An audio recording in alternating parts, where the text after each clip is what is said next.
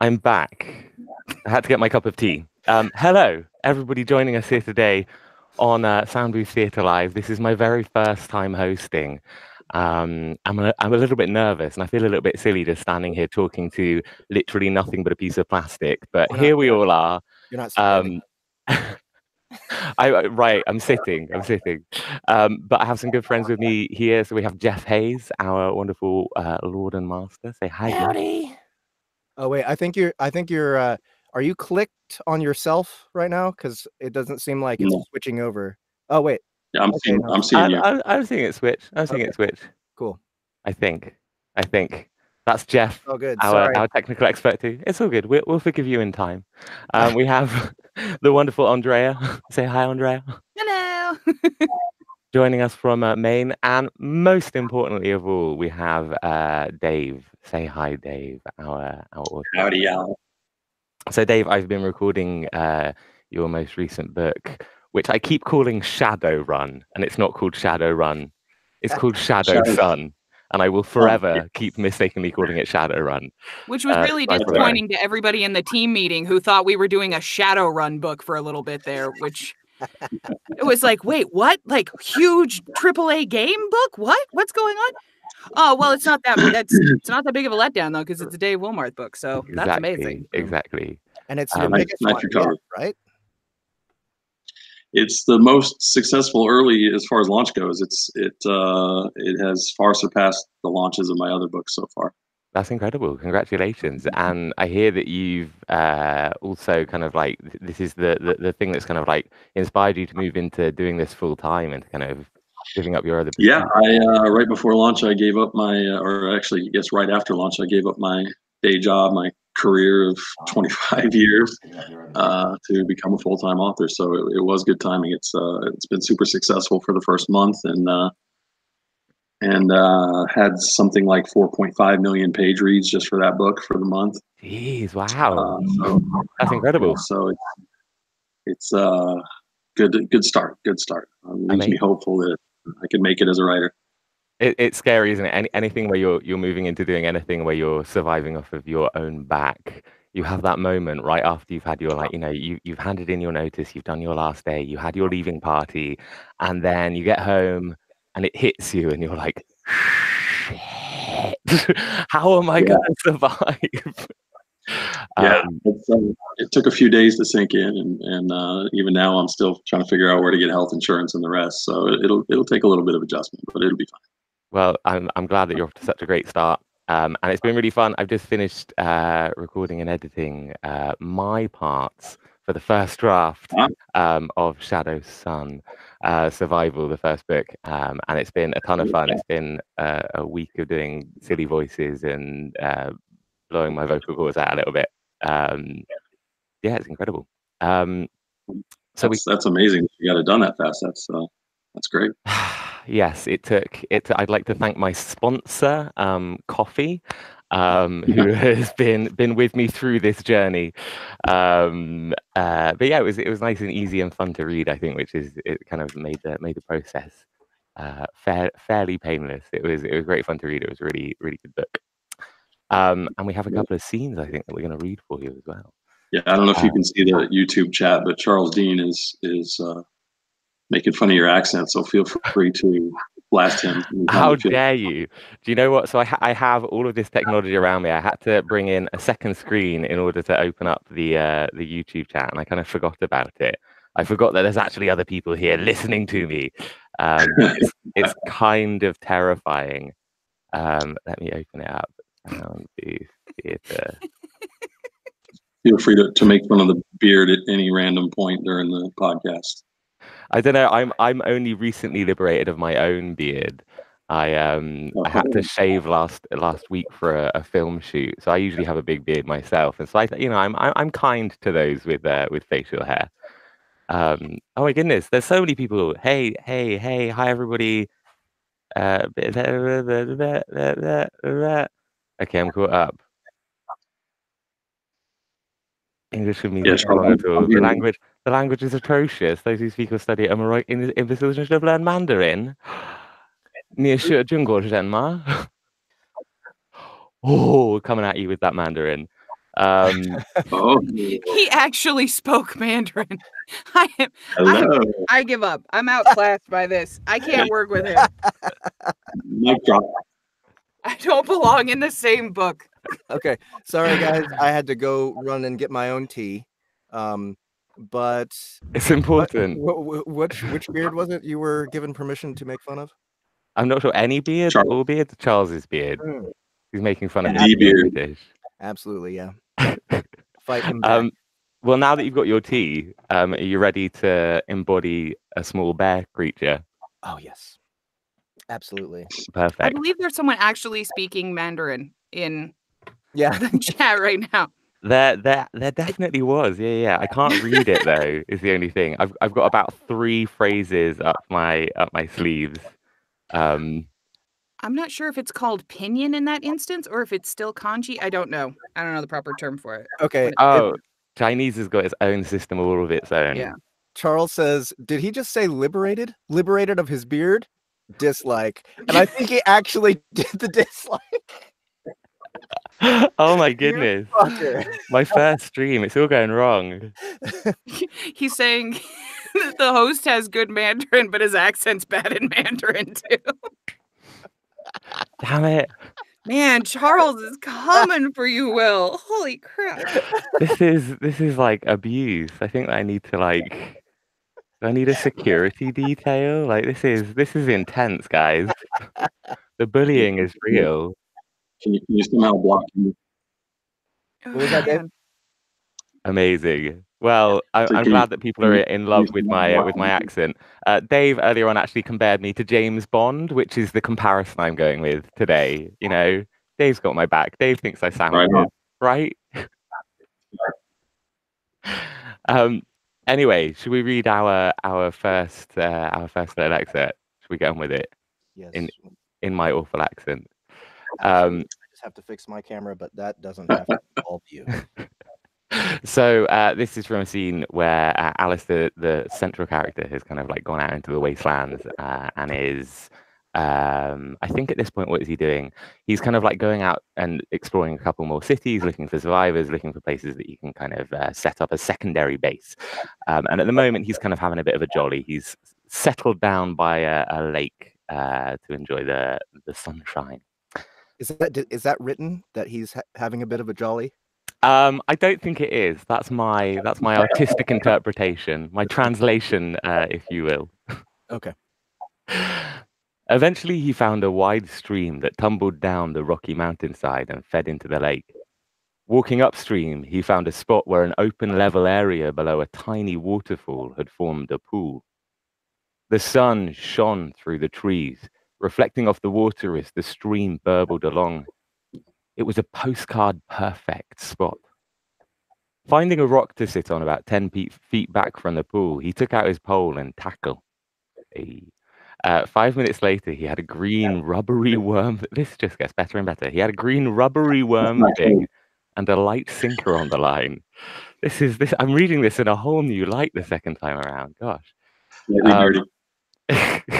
A green rubbery worm thing. Wow, what a phrase.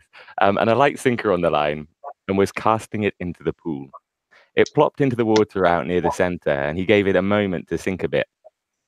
When he tugged slightly on the line to make the lure wiggle and reeled in the slack slowly. Jiggering across the water in this manner, he leaned back and relaxed. When the lure reached the shore, he reeled it the rest of the way in and cast it again.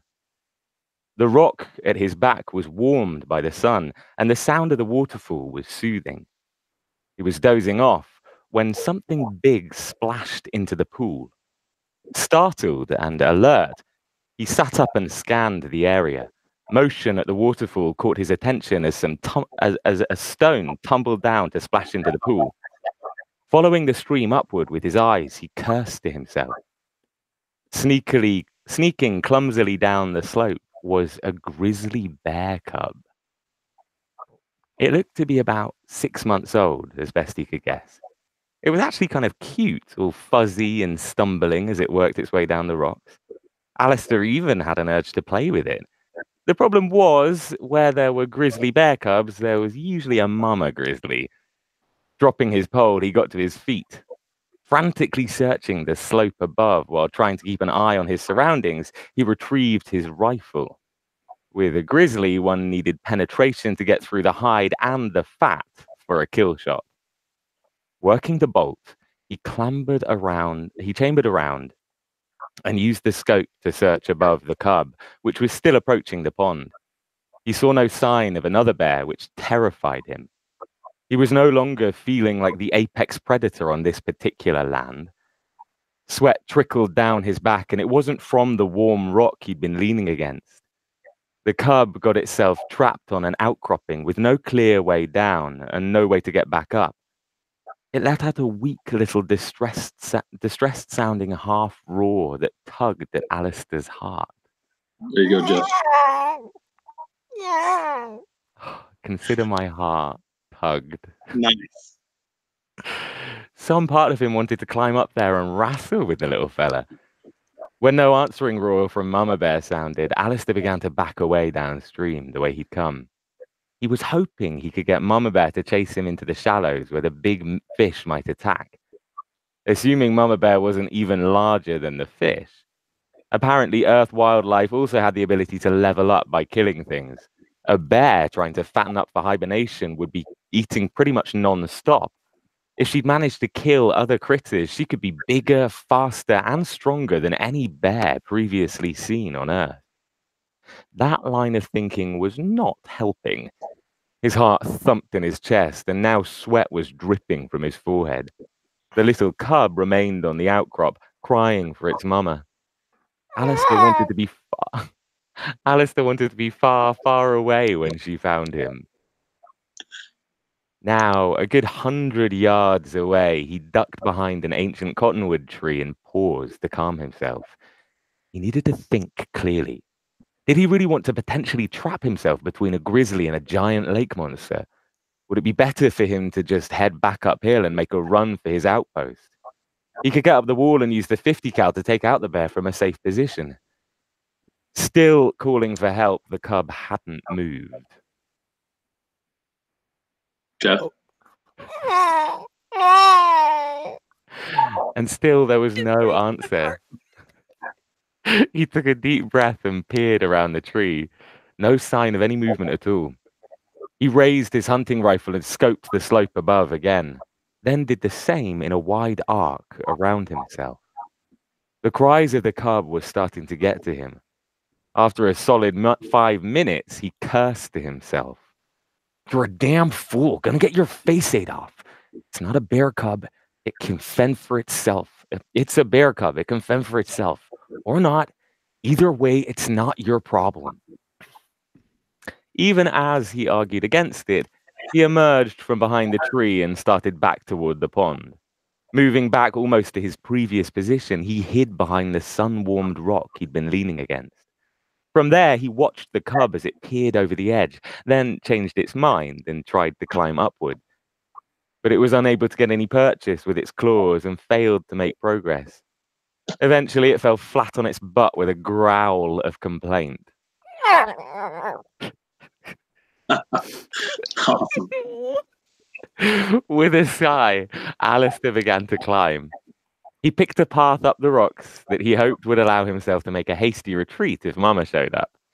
Swearing to himself that he would just knock the little fella off the ledge into the water and leave it at that, he climbed higher, then dropped down a bit to approach the cub from above. When it saw him coming, the cub reared up on its back legs and growled. It looked like an angry teddy bear, and Alistair smiled at it. Hey there, little fella. What's your name? He spoke in a soothing voice, the way one would with a strange dog of indeterminate disposition. What's that? You don't have a name? How about Boo Boo? No? Well, then I'll just call you Fuzzy for now. Are you hungry, Fuzzy? The cub tilted its head to one side as he continued to talk to it. Still on its hind legs, the cub stood about 3 feet tall. It grunted at him, then huffed a few times. He kept talking as he produced a hot dog from his ring. Here's a little snack for Fuzzy, because Fuzzy's a good boy and not gonna try and eat me. He tossed the meat tube down onto the stone at the cub's feet. It dropped to all fours, sniffed once, then scarfed up the treat. A moment later, it was back up on its hind legs, waving one paw at Alistair as if saying, "Please, sir, can I have some more?" Alistair, now just a couple of feet above the cub's reach, obliged. He tossed out another hot dog, which the bear caught in its jaws. Unfortunately for the cub, the action overbalanced him and he fell backward off the rock. It was only a short fall into the water, maybe a dozen feet, but his back thudded against a large rock before he bounced off and splashed into the pool. Alistair dropped down to the outcropping and peered down into the water, waiting for the cub to resurface. After 10 seconds, he got nervous. Shit, I didn't want to kill the little guy. Storing the rifle in his ring, he quickly stripped down to just his leather pants, storing boots and the rest in his ring as well. Then, with a couple deep breaths, he took 2 running steps and leapt over the water. He cleared the boulder that the cub had hit and plunged feet first into the pool. The water was quite cold, and he had to fight not to gasp in shock. When he opened his eyes, he found the water quite clear. A quick spin using his arms allowed him to survey the entire pool. The bear cub was maybe 30 feet from him, floating several feet below the surface, apparently unconscious. Alistair kicked his legs, surfacing quickly and taking in a lungful of air. As fast as he could, he swam over to the spot he estimated the bear would be and ducked under the surface. A couple strokes downward, and he was able to reach the cub. He grabbed it by the scruff of the neck and kicked upward again. As soon as he was back at the surface, he rolled over onto his back, dragging the cub onto his belly as he kicked with both legs and stroked one arm over the stroked one arm over to the nearest shore. Hitting shallow water, he stood and lifted the cub out of the water to set him in the grass. The cub's body was limp, and it clearly wasn't breathing. He feared he'd accidentally killed it and felt ashamed. With nothing to lose, he lifted the bear up and gripped it around its belly from behind. He squeezed gently, doing a sort of Heimlich maneuver that did succeed in pushing a good amount of water out of the animal. After a second squeeze, he put the bear cub on its back and used one hand to clamp its jaw shut. With his other hand, he formed the best seal he could around its nose, then blew into it. He tried this several times, watching as the cub's chest rose slightly with each forced breath. He didn't know how to check a bear's pulse, or even if its heart was in the place where CPR would work. "Come on, Fuzzy, don't die on me." He breathed into the cub's nose again, then shook him. There was a splutter. Then the bear inhaled on his own. A moment later, it did it again. Alistair stepped away as the cub rolled onto its belly and puked out a bunch of water. It took another wheezing breath, then mewed like a kitten in pain. Fuzzy tried to get his feet under him and failed. Alice didn't know what to expect, what to do except sit and watch, give him some time to recover.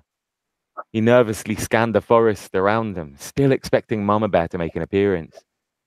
After several minutes of retching and labored breathing, Fuzzy seemed to grow stronger. Alistair figured it was the system's rapid healing. "That's right, buddy. Get your feet under you." Alistair spoke softly, aware that the bear could hear him just fine. As a sort of apology, he moved a piece of grilled turtle steak from his ring and tossed it to the cub, who couldn't quite reach it where it landed. With a growl, he got unsteadily to his feet and moved far enough to take the steak. Then he plopped back down and began to gnaw on it. By the time he was finished, he was breathing much better. I think that's probably the last of Fuzzy's lines for a while. So, congratulations, Fuzzy. That was beautiful. That was good, Jeff. That made me laugh. Can't wait to see what you do with Charles's spoon. Oh man, Charles's spoon? that's a real challenge right there. Between Will's killer American accent and Jeff's amazing bear impressions, that was kind of awesome. Thank you. And not for nothing, but it is so well written. Like, this book is so well written, Dave. It makes perfect sense why it's selling so incredibly well. It's just so smooth. Oh, it's beautifully written. Pretty. Thank you. I try my best to be smooth. It really makes our jobs easier too when it's well written like that. Definitely been a ton of fun to do. Do we want to stop right here for this scene? Yeah, and move on to another one. The rest of that scene's mostly just narrative. There's not a whole lot of sound effects. Yeah, incredible. That was a ton of fun. Let me check out the YouTube comments. Are people still? There's a lot going on down here. Oh my goodness. Somebody Is that had comparison because you hit women, or after a single night the woman goes off camera for a serious question? I put the heart thumped in his chest too, but do people hearts thump elsewhere? Do we need to specify chest? Like his heart thumped in his left testicle? Maybe some people have a heart thumping in their left testicle. Who knows? I suppose it depends on what you're doing at the time. I guess so, right? Dave, did you have something in your head for Helen? Helen's sort of she's tough, but not like Butch tough. You know, she's a park ranger, so she's out and about and dealing with aminals. But she's I'm trying to think of an actor that might maybe drawn a blank. Nah, yeah, I know that kind of like self-assured thing. Yeah, there you go. Sandra Bullock maybe doing one of the Speed movies or doing, you know. Okay, yeah. That makes perfect sense. Thank you, sir. Amazing. Are we good to go? Yeah. Fantastic. I need more tea. Jeff's poking around out there, but I don't think he has a voice in this one. You're doing the snake fight, yeah? Yeah, this is a snake fight. Yeah. Fantastic. Right. When Fuzzy was reasonably dry, they loaded themselves back in the truck and kept going. If they kept a decent speed, they could be in Cheyenne well before dark. After the sunshine and relaxation of fishing, Alistair found himself dozing off. Oh no, I can't see what it's... My thing hasn't... Someone, Fuzzy, was snoring happily in the back seat. Context clues. My script, I've somehow managed to delete a part of the text. Yeah, Fuzzy was snoring happily in the back seat. The third time Helen's chest hit his chest. Alistair's, I think. The colors match, but there's no words. Yeah. Oh, yeah, how weird. The third time Alistair's chin hit his chest and he jerked himself awake, Helen said, "It's okay. Grab a nap." Almost as soon as she said it, though, she hit the brakes and slowed quickly. Alistair looked ahead and saw a fallen tree across the road about 50 yards ahead. Opening his door, he said, "No worries. You can stay here. I'll go move the tree. Won't take but a few seconds." As his feet hit the pavement, Helen said, "That's not a tree." Blinking the sleep from his eyes, Alistair looked again. The thing was maybe 2 feet thick and tubular, stretching the full distance across the road and disappearing into the brush on either side. It sure looked like a tree to him, until it moved. A section near the side of the road bent, then straightened again, as the whole tree seemed to slide from left to right. Alistair's eyes widened. Son of a... That's a snake! He examined it as Helen responded. "I'm glad you saw that too. Thought I was seeing things." Infant Ophidian Queen, level 12. Health 7,800 of 7,800. Infant? This thing's an infant? Alistair cursed under his breath. Stepped back up into the truck. "What do you mean, infant? Helen asked him. This thing's got to be 50 feet at least. Oops. This thing's got to be 50 feet long at least. Nothing in the forest grows that big. You haven't learned how to examine things yet? Alistair asked. When she shook her head, he said, Okay, stare at the thing for a minute. Really focus on it and clear your mind. She did as he said, and after about a minute, her mouth dropped open. Holy shit. It does say it's an infant. Alistair took a deep breath. You know how you said you wanted to level up? Helen looked at him, mouth still open, and began to shake her head. Not that badly, I don't. He chuckled. Well, our choice is to kill it or wait here and hope it slithers off the road. But it hasn't moved much. I think it might be sunning itself. Helen looked at it again.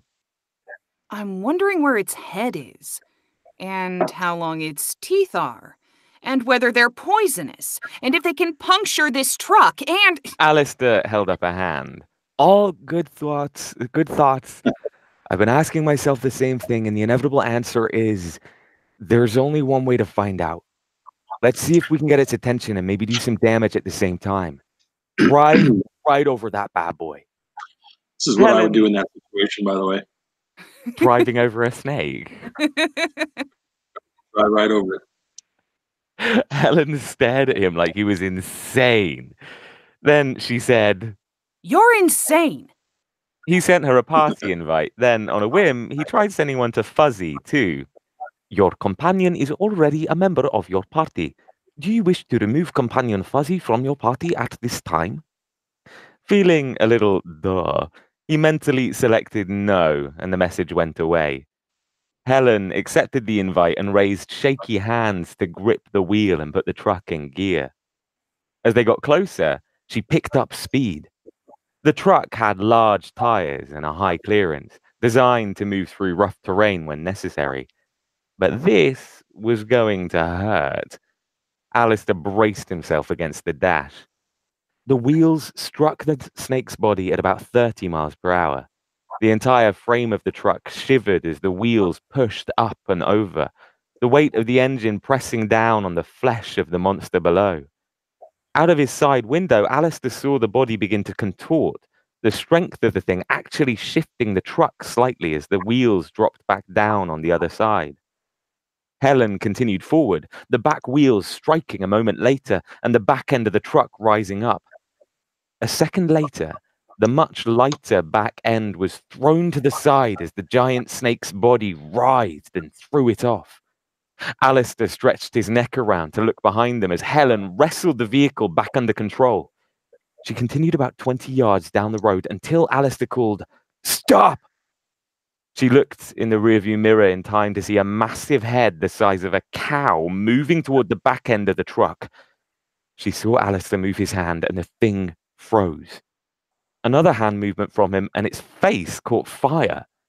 It had the head of a viper spread out at the back like a cobra and a narrowing to a V-shaped snout with 2 nostrils. Its fangs were easily 3 feet long and covered in something viscous. Just behind its head, maybe 4 feet down its torso, were a pair of very tiny wings, obviously vestigial, but there was no way the thing would be able to fly. But the wings were flared angrily as it stared at them, its malevolent, vertically oriented pupils a sickly yellow. Grab your rifle, he shouted as he jumped out, drawing his shotgun from his ring. Stay behind the truck and shoot it in the face. I'm going to distract it. He managed 1 shot before the stun wore off the ridiculously large baby ophidian thing, and it thrashed in pain from the fire. The slug thumped into the belly of the snake just below its head, the thrashing causing him to miss. He quickly racked another round and fired, hitting the side of its head this time. He heard Helen's rifle fire, and blood spouted from the thing's nose. Infant Ophidian Queen, level 12, health 5,200 of 7,800. The massive snake reared up and up, its head raising more than 20 feet in the air. Then it plunged for him just as he was about to fire another round. He pulled the trigger, not seeing whether he hit it, as he leapt to his left away from the truck. The Ophidian was too fast for him, though it didn't get a fang into him. Its massive head still managed to slam into his side, knocking him back in midair. Several of his ribs crunched, and his right arm went numb before he even hit the ground. His momentum caused him to roll as he skidded down the pavement, losing skin against the rough surface as he went. Another shot rang out, and when Alistair managed to right himself to look back at the snake, it had transferred its focus onto Helen. She was crouched behind her open truck door, using its frame as a rest for her weapon. Alistair struggled to his feet, bleeding in several places, but not seriously. His health bar was down to 60%, his ribs definitely broken, and he was unable to raise his right arm. Dropping his shotgun, he cast restraint on the mob again. It froze, and Helen took aim, then fired directly into its left eye. The socket exploded with blood and vitreous fluid. Alistair willed his spear from his ring and gripped it in his left hand. He cast Levitate and let go of the weapon as it floated upward a few feet. Using his good hand to motion at the weapon, he turned it to face the frozen monster, then sent it shooting forward. His aim wasn't great, but the heavy Reba spear slammed into the side of the snake's head and sank deep. The stun wore off, and the Ophidian's head fell back to earth. The weight of the sphere tilting it to one side as it fell nearly 3 stories. The impact with the pavement pushed the spear deeper into the snake's body, which began to curl and uncurl in a frenzy. Helen fired again, this time up into the tilted head from underneath, the round from the hunting rifle entering the underside of its jaw and exploding out the top of its nose. I think it's dead. The movement is just reflex, she called out as she stepped from behind the truck door and took a few steps toward the monster. Alistair knew better. There hadn't been any kill experience flashing across his interface yet. No, stop! It's not dead yet! He screamed at her, his voice hoarse from pain. Even the breath he'd taken for that shout sent pain screaming through him as his ribs poked into his internal organs. Or at least that's how it felt. He reached out, trying to cast his new barrier spell on her. It seemed to take forever, but a shimmering of the air in front of her told him it worked. Helen froze, heeding his warning. She raised her rifle again, but she never got to fire. The snake's tail exploded out of the brush at the side of the road, showering Helen and the truck with twigs and leaves before it slammed through his shield into the woman and crushed her against the side of the vehicle. Alistair cursed as he saw her fall limply to the ground, not able to get enough breath for a scream. He cast Flame Shot without even thinking, sending a ball of flames smashing into the monster's face and open mouth. He pulled one of Meg's napalm grenades and tossed it left-handed at the thing's head. It shattered. The liquid fire engulfed the front 4 feet of the Ophidian's head and body. Seconds later, it stopped thrashing and the expected experience points flashed before his eyes. A quick glance at his party icon showed that Helen was hurt, bad, but alive. He produced and drank a health potion as he limped around the truck to her. The pain was lessening. He was pretty sure he'd suffered internal damage. He cast the heal Nature's Boon on himself as he moved. Helen lay unconscious next to the rear wheel of the truck. Her arm was clearly badly broken, sticking out at an odd angle. Her head was bleeding, and blood ran from her mouth as well. She was breathing, but just barely. Alistair cast Nature's Boon on her as well, wishing fervently that something was here. Again, I deleted something in manuscript. That's Amanda. That Amanda was here. I don't know how I've managed to do this. I've deleted a bunch of fairly important character names. Wishing fervently that Amanda was here. He didn't know if he should try and reset the broken bone or not. If he just healed her as she was, would it straighten itself out, or would she be stuck with it in that position? Starting to get the feeling back in his arms, he pulled another healing potion from his ring and poured it down her throat. He had to gently push her mouth shut to make her swallow, and she ended up coughing some of it out. The pain from the cough brought her back to consciousness. Ow! Was all she said before closing her eyes and lying very still. Alistair cast the healing spell on her again, then began to speak to her. You're hurt, but you'll live. I'm not sure how to fix your arm. Will, one thing real quick. I think your mic is just a little too close to your mouth. Oh, my entire bad. Let me move it away. Is this better? Yeah. You were getting like the sibilance was kind of like distorting. So I have a slight lisp as well, and so it makes it super bad. Where was I? A moment later, she screamed at the wait, no. Yeah, you're right. Yeah, that was it. You're right. A moment later, she screamed as the broken bone snapped back into alignment with a grinding sound. She was instantly unconscious again. Alistair moved to sit next to her, back against the truck, as he took some deep breaths. Sure now that she was going to recover, he cast one more heal on himself. His mana was still about half full, but he wanted to be ready in case something heard the battle and came to investigate. Realizing his shotgun was laying in the road on the other side of the truck, he pulled another one from his ring and set it in his lap. Pulling some granola bars from his ring, he dropped one on Helen's lap before using his teeth and his good left arm to open his. A few bites later, and he was feeling better. After 5 minutes, the pain in his ribs was down to a dull throbbing, and he could move his arm freely. Looking at the still unconscious Helen, he admitted, Okay, maybe running over the giant angry baby snake queen was a bad idea. He cast one more heal on her, his mana having regenerated some as he ate. A few minutes later, she blinked and took a panicked breath. He put a hand on her shoulder and spoke softly. It's okay. You got smushed, but you're gonna live. He patted her shoulder reassuringly as she opened her eyes and looked around, confused. She eventually focused on him, her reactions a little slow as she was clearly concussed. Spitting some blood out of her mouth, she asked, Who are you? Alistair cursed, long and colourfully. If she had permanent brain damage. Alistair, your friend, Helen. Who's Helen? She looked around, as if seeking another person.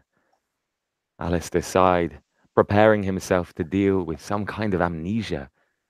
Just as he was opening his mouth to explain, she barked a laugh. Then she held her head between both hands at the pain it caused. After a moment, she let out a long breath. Sorry, I was just screwing with you. She offered him with a pained, lopsided grin. Oh, no way. He leaned back. That was a serious party foul. I thought you were... I was worried. Damn it, woman. He sulked for a few seconds, but the grin on her face just widened. Aw, you were worried about little old me? How sweet. She made a little kissy face at him, then picked up the granola bar and opened it. I'm so hungry. More like worried I was going to be stuck with a brain-dead third wheel, dragging down me and Fuzzy the rest of the trip.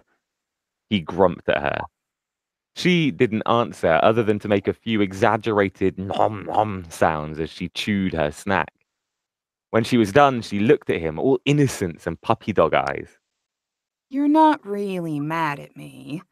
I mean, I forgive you for telling me to run that creature over. Oops. I forgive you for telling me to run over that creature from hell. He chuckled. Okay, you have a point. We're even. That was very deep all of a sudden. We're even. Okay, have a point. We're even. He got to his feet, then reached a hand down to help her up. He pulled a canteen from his ring and handed it to her. You need a drink to help you heal up. You lost some blood. Oh, that's it. I thought my iPad wasn't loading, but that is a blank page. Nice. That was good fun. Sorry, my microphone's falling down my back and making my back itch. So the whole time I feel like I've been doing this like weird monkey arm thing, sat here playing with the cable. It surprises me every time you go from your natural accent to the straight American and back again. It's like complete switch. I mean, it's a clean break. It's I funny. 100% looked up and thought Jeff was doing the voice. Like, Oh, I was really? like when you first did it, it threw me completely. Like that is a massive difference. That's fabulous. Oh, I take it as a great compliment. I do it a lot because I live in New York, and I do it a lot when I'm like in a restaurant or in a grocery store or anything like that, because it's just easier, right? When you go up to it, because there's one of two reactions when I talk in my like normal accent. Is people being like, "Oh my God, you're from London? Wait, what?" And that's a whole conversation, which I'm not always in the mood for. Or the other one is they'll be like, "Wait, I'm sorry, what? I don't understand." Like the strangest things, like particularly in a restaurant, every time I ask for water, and they'll be like, I don't think we have that. I'm like, I'm confident that you do. I'm sure that you do. So I talk in an American accent a lot when I'm in public, but then there's always like a bit of a weird switch. Like if it ends up being like a longer conversation than necessary, I'll switch back. And like the weird look of cognitive dissonance on the the salesperson's face is always like they're like, a minute ago you just yeah. Have you ever denied it? Have you ever denied using an American accent? I've tried, like but after the switch. I've tried, but I'm too goofy. I can't keep a straight face. Oh man, I would love to do that. It is funny. I have a friend here who this is how I've been talking the whole time. right? Are you kidding? I have a friend here who's from my hometown, and who moved to New York shortly, like around about the same time that I did. But she grew up in Pennsylvania, and so she grew up with an American accent, then moved to England and had a British accent, and then like as she grew up, she kind of like lived between America and England a little bit, and so she's kind of got this weird accent, and she switches back and forth. And she's she's met people independently of me, and then she's like, we've been hanging out together, and they've come up and they're like, Jess, why are you talking in a British accent? That's so weird. Like that's so pretentious. You're from Pennsylvania. What do you think you are, Lindsay Lohan? Right. But you can see as well, like when she's in that position, like I had a party last year, and she arrived whilst I was out of the grocery store getting some supplies, but some of my friends were already here. So I came back, and she's like talking to my roommate and like talking about what she does and everything. Then I walk in the room, and like she goes bright red, and I'm like, "Oh, hey, how you doing?" And she's like talking to me back in a British accent, and everybody's looking at her like, what just happened? And you can see she really struggles like switching back and forth between the two. It's really odd. Is she incapable of talking to you with an American accent? Yeah, she finds it really hard. She's not used to doing it, I guess, because I do it like willfully, like it's something that I've like learned to do. But for her, it's almost like unconscious. She just kind of responds. It's almost like she's mirroring the person. So like if she's looking at your face, like she just can't do it. Right, she can't do the American. She's like, you can see like the strain as she kind of like tries to kind of like work through it. It's so strange. So friggin' liar moment. She's like, right? I will say water. Right. Her face going red, like steam coming from her ears. You should just play it off, be like, "This is my friend Eliza Doolittle." Right, exactly. I've been working on her for a while. She was my project, and we fell in love. What can I say? Yeah, but I'm glad I sound convincing. I often worry. I'm like, do I sound American? Because I can't tell. I'm like, I think I'm passable. But well, like... what I like about your American accent is it sounds like it's an American accent from a place no one's ever been. Really? Yeah, like general an American unexplored state. Hold on, like my first thought is like, where is he from? But it sounds genuinely American. But it's like just like unplaceable. Is that Idaho? Or yeah, it sounds like innocent and Midwesty. Like it just it sounds, it's very wholesome sounding. That's what I strive for. It fits the character from what I know. Like, I'm glad that it fits. It sounds similar. I'm from like the Midwest equivalent in England. I'm from the southwest of England, which is like the same kind of like, oh, honest farm folk. Like, you know, we all know how to drive a tractor, and you know, but none of us have ever been to the big city. So, oh man, I can't wait. I can't wait till we have characters for you to do that are like from specific regions of the UK. Are you good with that? oh, I'm great with that. My British dialect work is spot on. I'm very proud of it. So Oh, that's awesome. I hope that comes sooner rather than later. That'd be exciting. Can you narrate the next scene with a Geordie accent? Well, yeah, of course I can. Absolutely. And this is going to get mad confusing too, because we got a southern, because Sam's in this chapter, I think, and he's from the south. I gave him like a sort of generic southern accent. There's a lot of voices in this next scene. Like most of the core group are in this next scene. Amazing.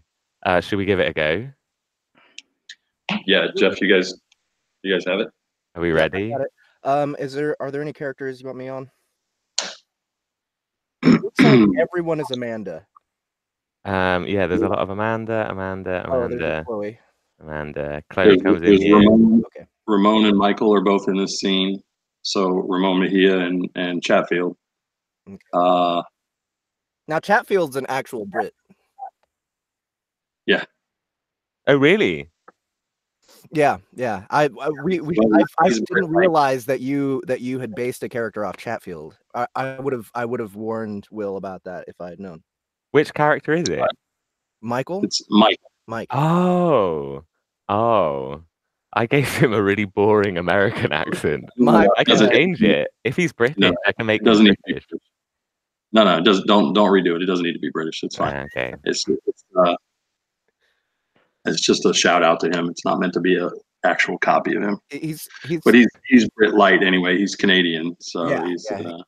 I mean, he travels everywhere, though. He probably absorbs all the accents. I'm looking through, and I think I might have labeled some of these lines wrong. I've labeled everything as Amanda or Chloe, or Nancy or Lily. Just sitting here going, "Wow, I have so much dialogue." Right, but I can't. Did I get it right? Are we starting from the bit that I've got as the starting bit? Is completing his transactions. He retrieved the dozens of scrolls from the kiosk window and began making his rounds.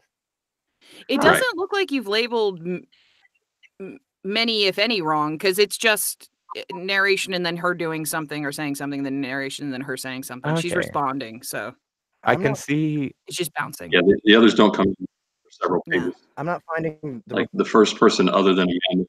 Is Ramon and Mike in here? I think supposed to be. I don't see any. I think they might be like. Yeah, they are. Okay. Well, maybe towards the end of the scene, because the scene goes from where it starts to the end of the chapter. I'm sorry, Dave. One more time. So, oh yeah, the scene goes from where it starts to the end of the chapter. So it's like 8 pages long. Yeah, I found it. Ramon and Michael come in and laugh. I just didn't label it properly. My entire bad. Oh yeah, they're in the paragraphs. Like on the second to last page. It's on on the paragraph bit, which I earmarked for myself to read, so I didn't bother like breaking it down into like character headings. Whoops. I'm just the only one who split off. Right, you're the special one. I did like special treatment for you. That's my feature. I love it. Okay, so I think I'm supposed to, like, Ramon's one of my characters, right? Mm-hmm. Yeah. Ramon. Okay. You can do Mike too if you want to just play with it. Okay. I'll be Mike in this scene. Amazing. You can make Chatfield on the podcast. There you go. Said you can make fun of Chatfield in the podcast. Sure. Do a silly voice for him. Absolutely. Will do. Amazing. So wait, am I doing this in a Geordie accent? If you want to. Okay. All right then. Until someone taps out, maybe. Right. I feel like after a while it's going to be me. Confused. After about a paragraph, I'm going to be like, okay, I talked a big game, but I can't sustain it. I'm going to try. Okay. Right. Completing his transactions, he retrieved the dozens of scrolls from the kiosk window and began making his rounds, passing them out. Ramon actually hugged him when he dumped the pile of scrolls on a workbench in front of him. Michael chuckled like an evil overlord, gloating over his plan for world domination. Nice. Amanda chose a more active form of thanks. When she read the description of the internal analysis spell, she instantly opened it and learned it. Sitting patiently on her exam table, Alistair watched her zone out and noticed a faint flash in her eyes. He also directed a sort of wavy distortion field around her that resembled the heat waves you might see in a desert. He reached out to touch it, but it faded before he came in contact. She turned to him, saying, "Thank you, lover. Now strip." Alistair chuckled as he started to pull his shirt off. I wonder if Nancy and Lily are going to thank me this way. She smacked the back of his head. You wish. I'm going to test out this new spell. You're my guinea pig. Pausing in the act of undoing his belt, he stopped disrobing. She could look through his chest. No reason to put his bare butt on the cold table for no good reason. Fine, go for it. Amanda mumbled something. Then her eyes began to glow again. She stared directly into his chest for a minute or so. Then she took his hand and raised it, examining the hand, wrist, arm, and then shoulder. Interesting. She mumbled as she moved upward to stare into his head. Alistair felt a little creeped out. What's interesting in my head? He was actually a little nervous she found a tumor or something. What? She blinked and the light left her eyes. Oh, she's thinking. So she says, what? Okay, sorry, I'm reading at the same time. Oh, no, not in your head. As far as I could see, it's empty. She smirked at him and as he rolled his eyes. No, what was interesting is your elbow and your shoulder. Though they've fully healed, and healed quickly because of whatever the system does to us, I could see the remodeling of the bone. Both the break in your elbow and the dents that Lanks put in your shoulder. Both the break in your elbow and the dents that Lanks put in your shoulder. Remodeling can often make a bone stronger than it was before the break, so letting things bite you all the time, as Chloe would put it, might actually be making you stronger. She thought for a while, puttering around with his hand. Makes sense, really. I mean, if you suddenly dump 5 points into strength and had the muscle mass to leap over a building, you'd need the bone structure to survive the landing. Assuming it didn't kill you each time you damaged yourself, you'd heal up and get stronger. She set down his hand and cast the spell again, this time looking through his jeans where he'd broken his leg. Works through clothes, no problem. She touched his thigh as she leaned down to get a closer look. And there's remodeling here as well. I wonder. I'd like to be using this spell on someone when they increase their constitution. Fascinating. She handed him his shirt. As for the other thing, the thank you, come by my quarters tonight, and we'll talk about it. She saw him grin and started to take his shirt back off. Holding up a hand, she said, Easy there, killer. You've got more scrolls to deliver. And pushed him off the table. She shooed him out of the infirmary, already grabbing a pad to take some notes. Before he left, he paused at the door and asked, Can you do me a favor? What do you think tonight's gonna be? She snorted. He chose to ignore the jab. I noticed a sort of wavy field around you when you learned that spell. I have a couple here for myself. Can you watch me once with normal eyes and once with that spell going? Instantly interested, she motioned for him to hop back on the table.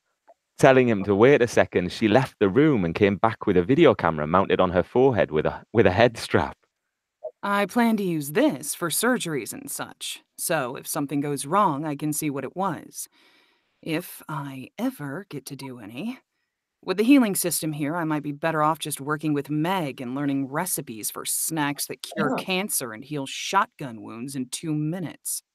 She sounded more than a little bitter. Tell you what, next time I get all bit up, I'll try and make it back here quick for some stitches. He looked at her. Oh, or cardiac surgery or something? Put my heart in your hands. He put a hand over his heart and made a puppy dog face. Fool.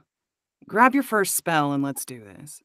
Her words were harsh, but her tone was amused. Alistair grabbed his metallurgy scroll. Metallurgy, I think? Metallurgy, yeah. You got it. Metallurgy. Alistair grabbed his metallurgy scroll. After looking up at her to confirm she was ready, he opened it and began to read. Again, he felt the rush of knowledge flood his mind. Information on types of metal and where they can generally be found from a geological standpoint, how they react to heat and cold and pressure and stress, ways to combine them with specific ingredients to make them stronger or more pliable, formulas for allies. When it was over, he looked at Amanda. She was staring at him, sort of. Her focus was on the air around him. That was cool. She gasped. You were right. Some kind of distortion field around you. I touched it. There was no heat, but I got a shock, like a static charge. And I felt a sort of warning in my head to stay back. She rubbed her fingers together as if testing the texture of something. Fingers are asleep. Ha! I was about to do the same with you a few minutes ago. Glad it was you that was the guinea pig instead. His smile was probably wider than it should have been, considering his hopes for later. She didn't seem to notice. All right, Magic Boy. Let's do it again. This time I'll use my spell to watch. After a minute or so, she said, What? Am I on the right? I think you skipped a page.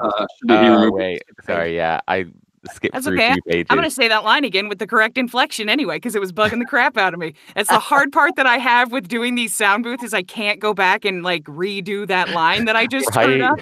You can't afford to be a pedant here. Yeah, it sucks. Damn it, that wasn't the way you should have said that. All right, Magic Boy. Let's do it again. This time I'll use my spell to watch. That's how a human would say it. Got it. Hey, I believe in you. He removed his restraint scroll and opened it. This time the process was much faster. He knew instinctively that much of the knowledge he needed for this spell had already been imparted by the levitate scroll. Gravity, density, force, momentum. There was some additional information about the formula used to determine if the spell would succeed against targets of higher or lower levels with various attributes. He ignored all of that and focused on Amanda. She was biting her lower lip as she stared at him. Fascinating. Wanna clue me in? Well, you know how we've been wondering how this new system works? How we can beef ourselves up or do magic, heal in minutes? Yeah. I'm seeing, for lack of a better term, I'm going to call them critters. No, maybe nanobots is the better description. When you activated that scroll, a field of millions, maybe billions of the things coalesced around you, mostly around your head.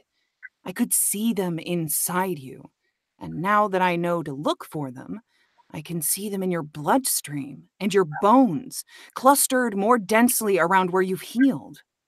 She picked up a scalpel from the nearby instrument table and grabbed his hand. Hold still. Before he could object, she sliced one of his fingers nearly to the bone. She held his hand still as he protested. Hey, damn it, woman, how about a little warning? Quit whining. I'll kiss it, make it better later. Now hush and let me watch. After a minute or so, she said, They're gathering, but only slowly. Grab some jerky from your ring and eat it. Drink some water, too.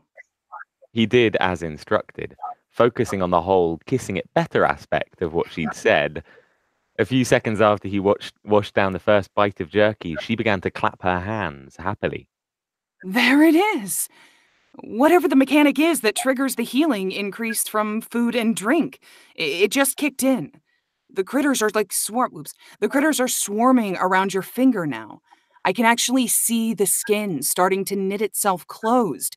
This is awesome! He stared at his finger. He could see the bleeding slow, then stop. A minute or so later, the wound had closed to create a thin pink scar. A minute more and the scar was gone. Alistair looked up at Amanda. Still holding the scalpel in her hand, she was looking from him to it and back again. He yanked his hand away. Oh, no, you don't. Put that thing down. I've guinea-pigged enough for one day. She gave him a pouty face. Spoil sport. But thank you. I got 2 skill points out of that.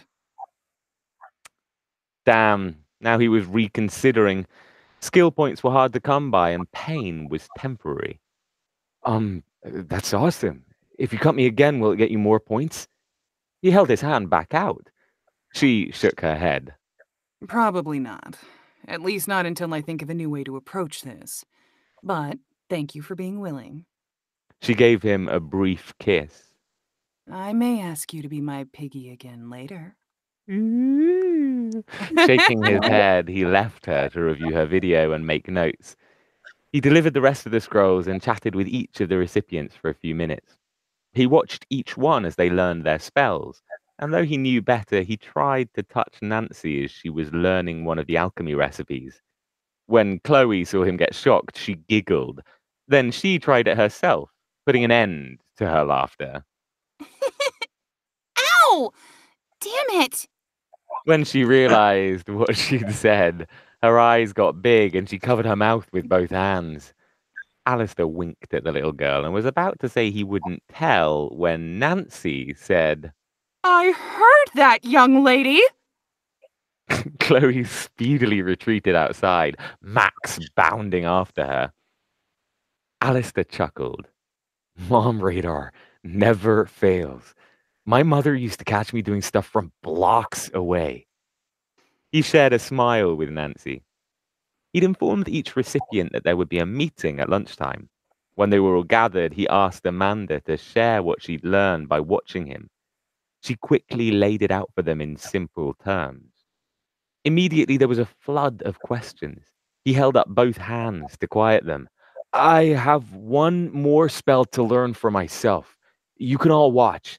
I warn you, don't try to touch me. The result is shocking. He grinned at his own joke. Nobody else did. He pulled out his flame shot scroll, opened it, and read it. He didn't see the looks on everyone's faces as he was distracted by the information upload. This time it was more extensive, as most of the information was new. He learned at what temperature the air around him would ignite, and how bad that would be for him. He absorbed information on combustible materials and their ignition points, vectors and intercept courses for hitting moving targets, how to control whether heat built up mostly instantly or more slowly, and how to keep it contained in a pressurized space for maximum benefit. The latter would, in theory, allow him to appear to hold a ball of flame in his hand without being burned. When he refocused his eyes, the others were staring at him. Amanda was once again using her spell to look inside him. A few folks had been distracted by her glowing eyes. To get their attention, and to show off a little bit, if he was honest, he raised a finger and shot a short burst of flame into the air. Show off.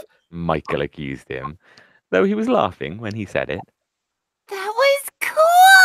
Chloe shouted, standing up in her chair. Teach me! Over my dead body? Nancy pushed her back down onto her body. You know what that reminds me of? Have you seen that Vine where there's like the woman like filming her child like running around a swimming pool, and she's like, "What's that you've got there?" And he's like, "A knife," and she's like, "No!" That's what that reminded me of when I was reading it. No! Nancy pushed her back down onto her bottom. Sam cleared his throat. So we have these things. Whether they're nanobots or midichlorians from Star Wars or friggin' Hoovians, whatever you want to call them. Who's? Meg interrupted them. What? A flustered Sam looked at her, annoyed. Oh, sorry. Whose? There we go. Sorry. And cut and reset, everybody. Reset. Sorry. It was to your bugging marks. me. I can't. I said it wrong.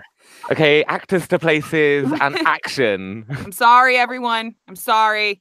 I'll do it right this time. Take 47.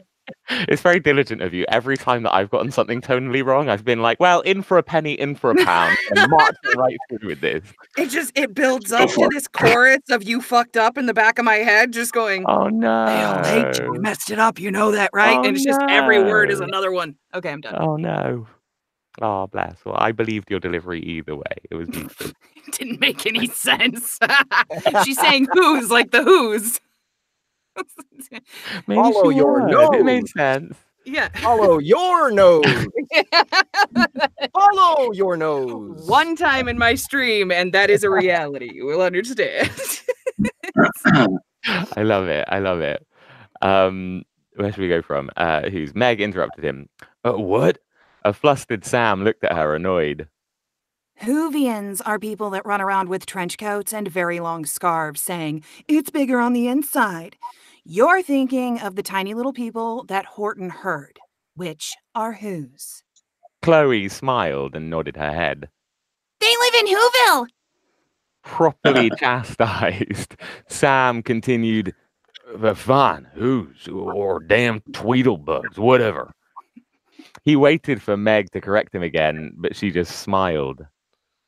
So, these things are inside us now, like, all the time? He rubbed his chest as if he had acid reflux. As far as I can tell. Amanda confirmed. And not just inside us. I think they're all around us, all the time. And we only see them when they congregate around us to heal Lily or said. info. Lily said, I did it. I did it. Oh no, you cursed me. I'm sorry. Lily said. So we can, like, use the Force? I'm not sure what to call it, Alistair admitted. It has struck me that a lot of the games and movies from the last couple decades have borne a strong resemblance to what we're experiencing now. I'm starting to suspect there was some kind of seeding of information on Earth to sort of prep us for all of this. Though I don't know why our evil overlords bothered if they were just going to wipe us out anyway. Not all of us. Ramon held up a finger to emphasize his point. They're keeping 10% of us, which is roughly 1 billion humans. They must see some value in us, even if it's only for entertainment. This is definitely the sound of someone who keeps You're going to pencils in hell, their Jeff? breast pocket. You're going to hell for that. Oh my god. Ramon's gonna punch you at the next Dragon Con. He so fucking is. Oh my gosh. His eyes unfocused for a God. second. Whoa. I just got 50 fame points. Amanda said.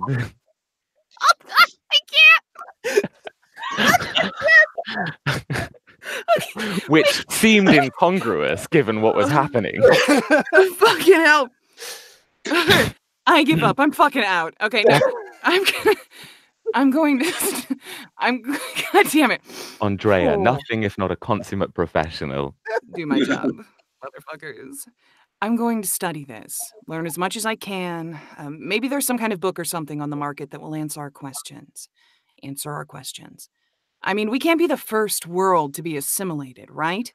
Others must have asked and answered these questions before us. A few more minutes of speculation and the group dispersed again. Chloe leapt off of her chair and called to Max as she dashed off behind the crafting house. Let's go find some who's. The dog barked happily and bounded after the little girl. Woof, woof. Yes, Bark. I hoped you would do a dog voice. It came through. I love it. Amazing. We've reached the end of our happy little hour. Cheers. Yeah, ran a little over. Thank you guys. That sounded awesome.